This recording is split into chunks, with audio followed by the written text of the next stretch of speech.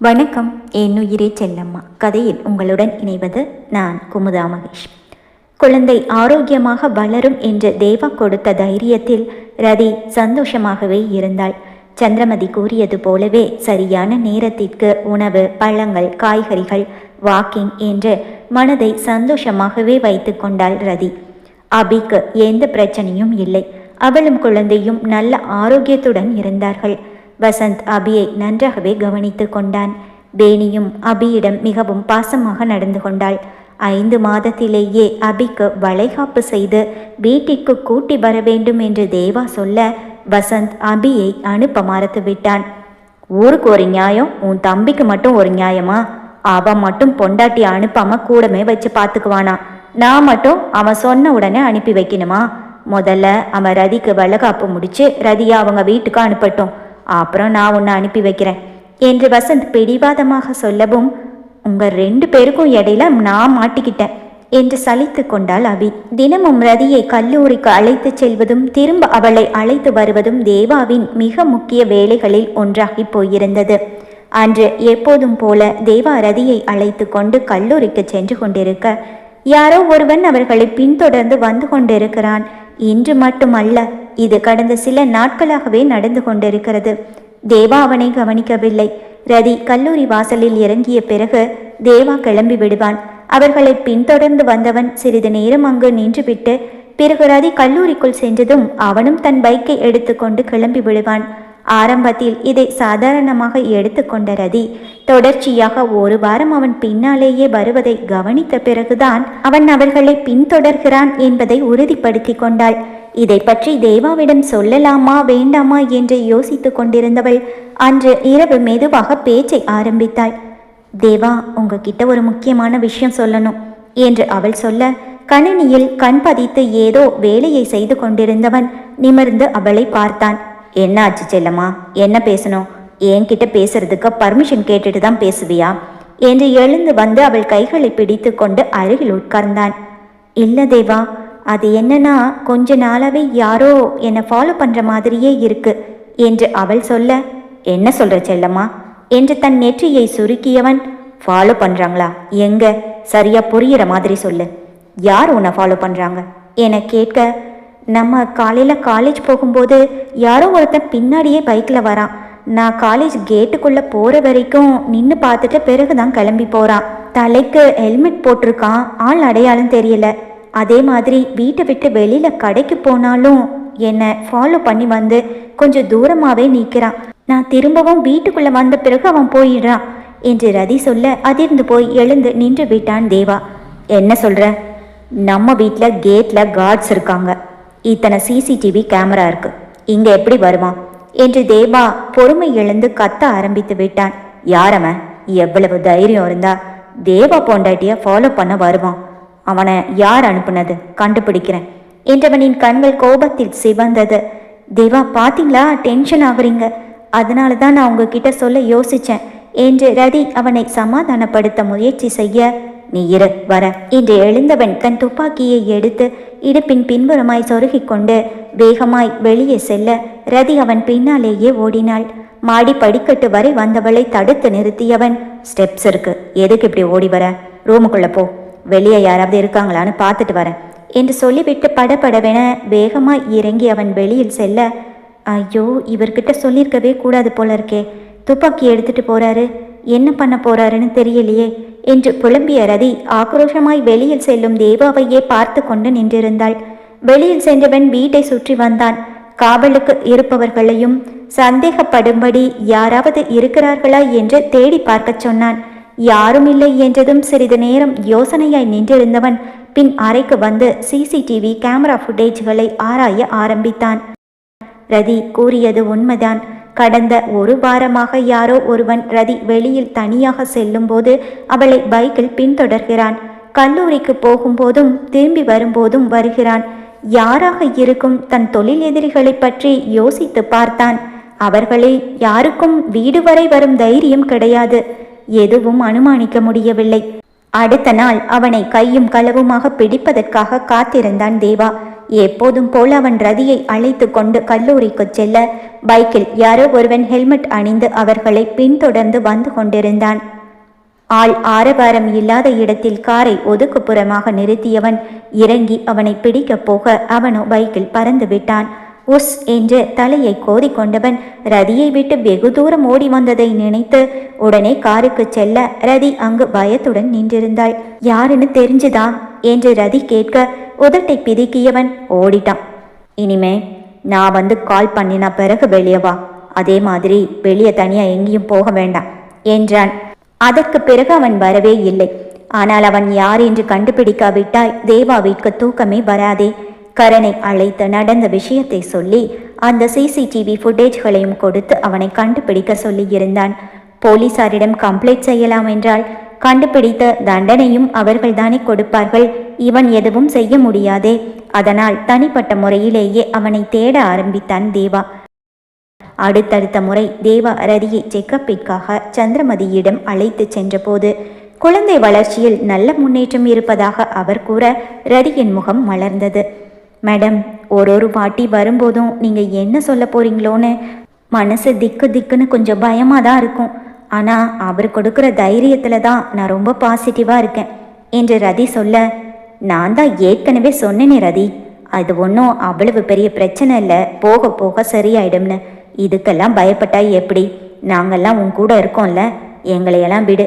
தேவா உன் கூட இருக்கிறப்போ உனக்கு என்ன கஷ்டம் வந்துட போகுது சொல்லு என்று சந்திரமதி சிரித்து கொண்டே கூற, ஆமாம் டாக்டர், எங்கள் வீட்டுக்கு போகணும்னா கூட காலையில் போயிட்டு சாயங்காலம் வந்துடணும். நான் காலேஜ் போகும்போதும் புக்ஸ் எடுத்துகிட்டு போகிற பேக்கை விட என்னோட லஞ்ச் பேக் தான் ரொம்ப பெருசாக இருக்குது. என்னடி உங்கள் வீட்டுக்காரரு கிளாஸில் இருக்கிற மொத்த பேருக்கும் சேர்த்து சாப்பாடு கொடுத்து அனுப்புகிறாரான்னு எல்லாரும் கிண்டல் பண்ணுறாங்க. பாடி கார்டு மாதிரி வெளியில் கடைக்கு போனால் கூட கூடவே வராரு. சரியான தொல்லை மேடம் என்று ரதி சொல்ல, என்ன சொன்ன என்று தன் புருவம் உயர்த்தி ஒரு பக்கம் தலையை சாய்த்து தேவா அவளை பார்க்க, தொல்லனா அன்பு தொல்லை மேடம் என்றாள் ரதி சிரித்து கொண்டே. கர்ப்ப காலத்துல இந்த அன்பு தொல்லைக்காக எத்தனை பொண்ணுங்க ஏங்குறாங்க தெரியுமா ரதி? அந்த விஷயத்துல யூ ஆர் சோ லக்கி என்று சந்திரமதி சொல்ல தேவா தன் சட்டை காலரை தூக்கி விட்டு கொண்டான். நான் கூட ஜீவா கிட்ட அடிக்கடி இதைதாம்மா சொல்லுவேன், எப்ப பாரு வேலை வேலைன்னு ஓடாம பொண்டாட்டிக்காகவும் கொஞ்சம் டைம் ஸ்பெண்ட் பண்ணுடான்னு. ஆனால் அவங்க 2 பேரும் அதை எங்கே கேட்குறாங்க? யாழினி ஒரு பக்கம் ஹாஸ்பிட்டலுக்கு போயிடுறான், இவன் ஒரு பக்கம் ஹாஸ்பிட்டல் போயிடுறான் என்று சலிப்பாக கூறினார் சந்திரமதி. மேடம், அபியோட ஹெல்த் எப்படி இருக்கு என்று தேவா கேட்க, she is perfectly all right. Abhi நல்லா ஹெல்த்தியாக இருக்கா. வேணியும் வசந்தும் அவளை ரொம்ப நல்லா பார்த்துக்கிறாங்க. 2 நாள் முன்னாடி தான் செக்கப்புக்கு வந்துட்டு போனாங்க என்று சந்திரமதி சொல்லவும், வெரி குட் என்று தலையசைத்து சிரித்து கொண்டான் தேவா. சந்திரமதிக்கு நன்றி சொல்லிவிட்டு இருவரும் மருத்துவமனையில் இருந்து கிளம்பினார்கள். தேவா, இப்போதான் என் மனசுக்கு ரொம்ப சந்தோஷமா இருக்கு. நீங்க சொன்ன மாதிரியே நடந்துருச்சு. உங்க பையன் உங்களை மாதிரியே ஸ்ட்ராங்கு தான் என்று ரதி சொல்ல, பையன் இல்லை செல்லம்மா, பொண்ணு என்றான் தேவா அவள் கன்னத்தை கிள்ளி.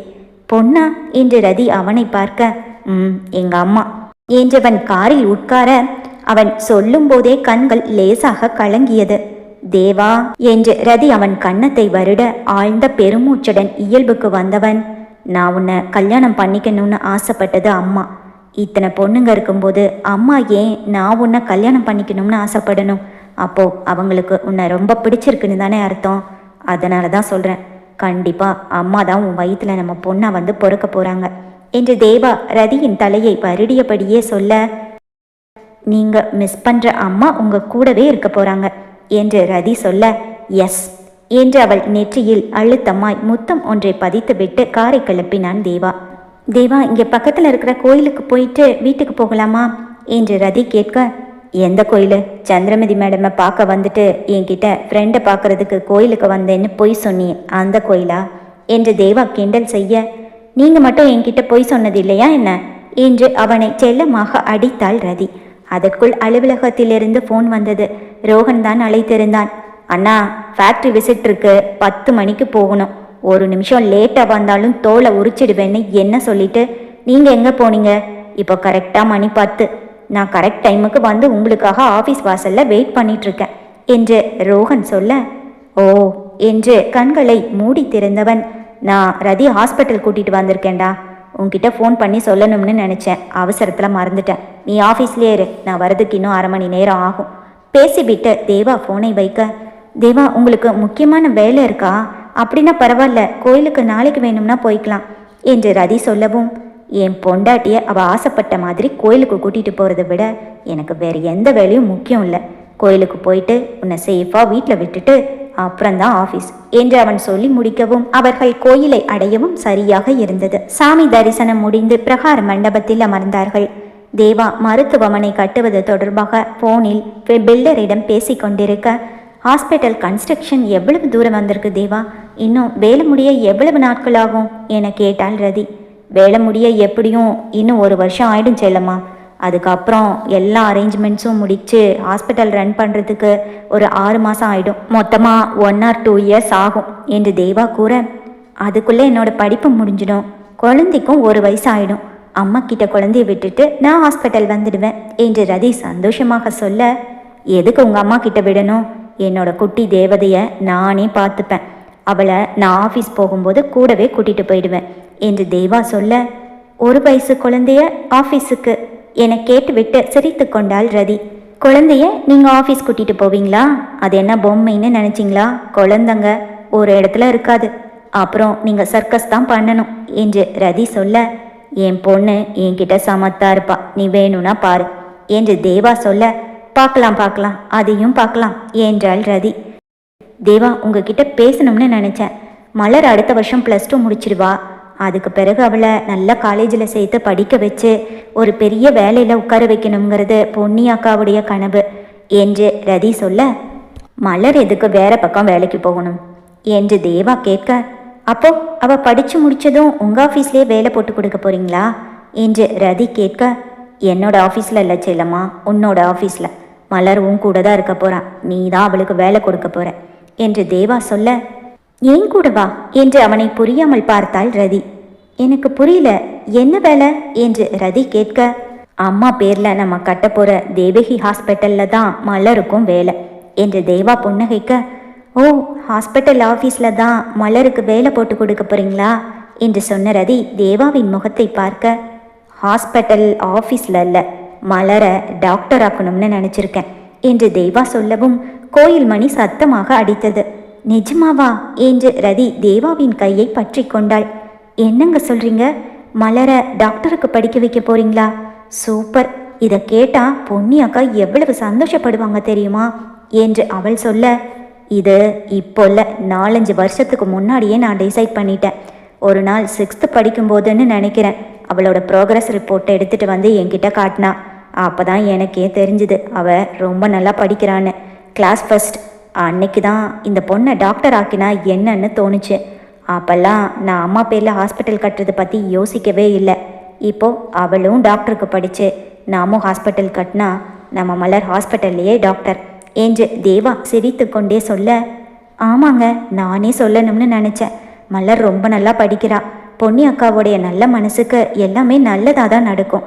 மலரோட வாழ்க்கை ரொம்ப நல்லா இருக்க போகுது என்று ரதி சொல்லி கொண்டிருக்கும் போதே ரோகனிடமிருந்து இன்னொரு முறை ஃபோன் வர அவனிடம் பேசிய தேவா, கிளம்பலாமா? ரோகன் வெயிட் பண்ணிட்டு இருக்கான், நான் உன்னை வீட்டில் விட்டுட்டு ஆஃபீஸ் போகணும் என்று தேவா சொல்ல இருவரும் கோயிலிலிருந்து கிளம்பினார்கள். வள்ளியம்மை பாட்டி வீட்டிற்கு வந்த பிறகு யசோதாவின் ஆட்டம் கொஞ்சம் குறைவாகத்தான் இருந்தது. மாமியாரிடம் எதிர்த்து பேசிவிடுவாள், ஆனால் அம்மாவிடம் அவள் பாட்சா பழிக்காது.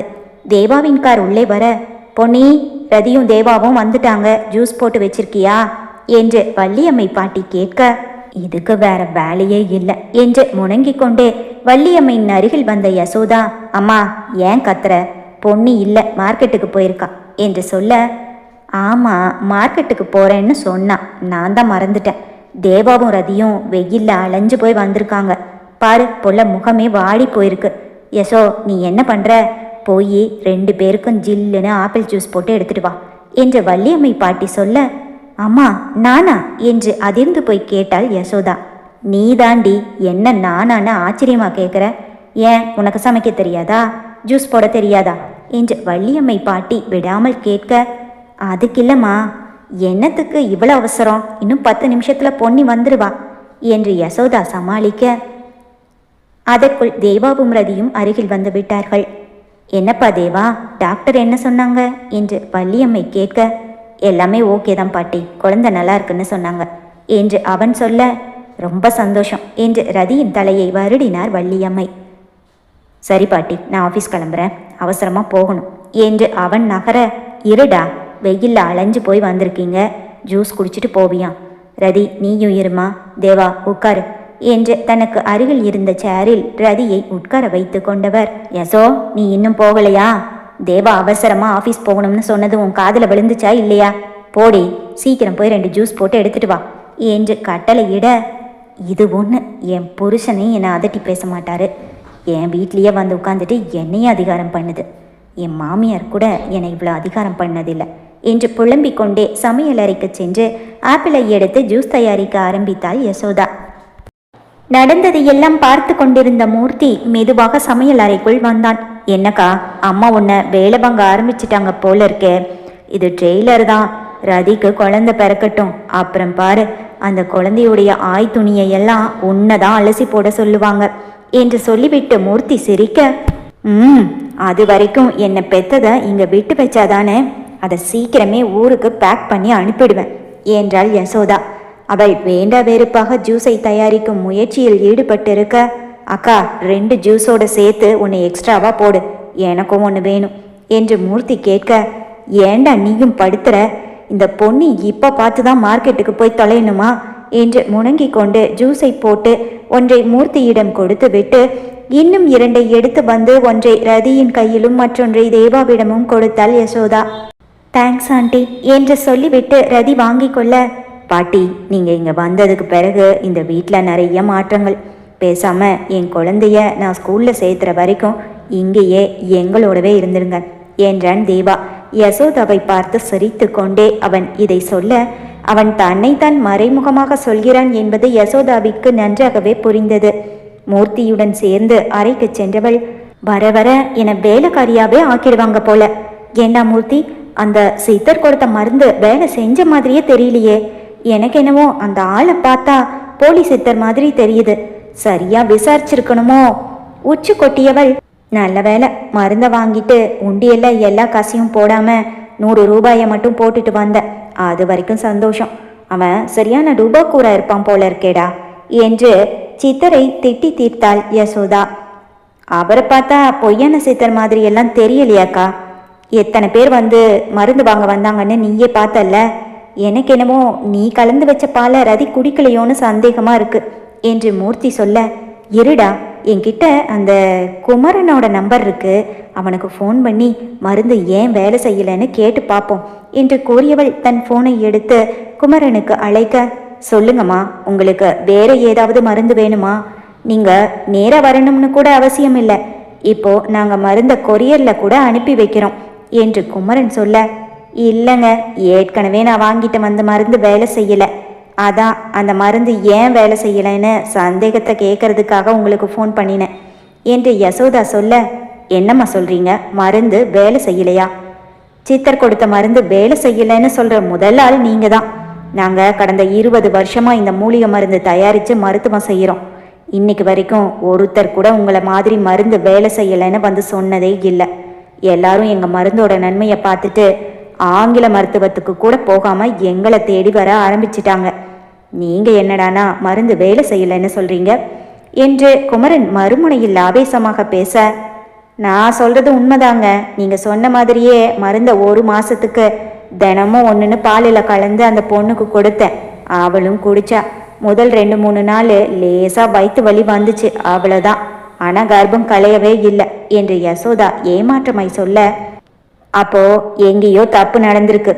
ஒன்று, அந்த மருந்தை நீங்கள் சரியாக 30 நாள் கொடுக்காம 1-2 நாள் மறந்து விட்டுருக்கணும், இல்லைனா அந்த பொண்ணு மாத்திரை போட்ட பாலை குடிக்காம இருந்திருக்கணும் என்று குமரன் சொல்ல, வேற எதுவுமே செய்ய முடியாதா?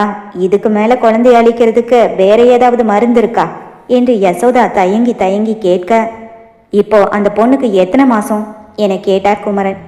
6 முடிஞ்சு 7 ஆரம்பிக்க போகுது என்றாள் யசோதா சோர்ந்து போன குரலில். 7 மாசமாக போகுதா? அப்போ கரு நல்லாவே வளர்ந்துருக்கும்.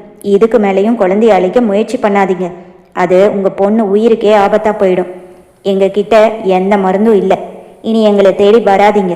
உங்க தம்பி பொண்ணை யாருக்கு எடுத்தாங்கன்னு கண்டுபிடிச்சு அவங்களுக்கே அவளை கல்யாணம் பண்ணி வச்சிடுங்க, அதுதான் ஒரே வழி என்று கூறிவிட்டு போனை வைத்து விட்டார் குமரன்.